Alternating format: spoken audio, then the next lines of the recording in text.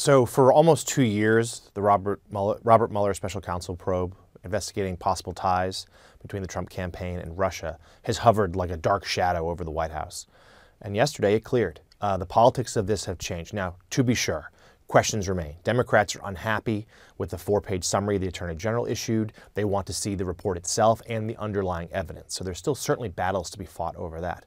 Also, to be sure, there are other legal problems on the horizon for this president, particularly in the Southern District of New York.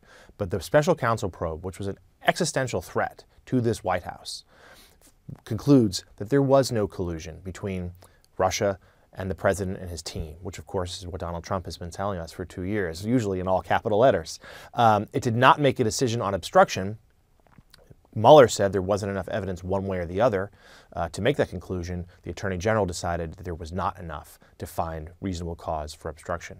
The politics of this now change in a heartbeat, where suddenly, for many months, we would have assumed that the president would have had to run for re-election running away from the special counsel's findings. Instead, he'll run with them. He will say, look, they found that I didn't do anything wrong. We'll hear about it after rally, including his next one, which is Thursday night in Michigan. He will say, I told you, it was a witch hunt. You spent nearly 2 years. You spent tens of millions of dollars. You came at me. You didn't find it.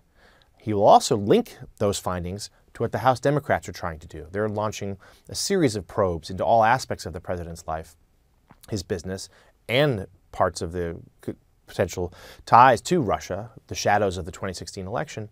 And he will say, look, you already had your chance. You had the investigator you wanted. I didn't interfere. He came to his conclusions. If you're still going to investigate me, that's just an example of government overreach. It's an example of partisan warfare. That's not what the American people want. So whether or not this works as a political tactic, of course, remains to be seen. But it now hands the president a pretty powerful political weapon, where he can go out there and say, look, you came at me, you accused me of wrongdoing. It came back that I didn't do anything.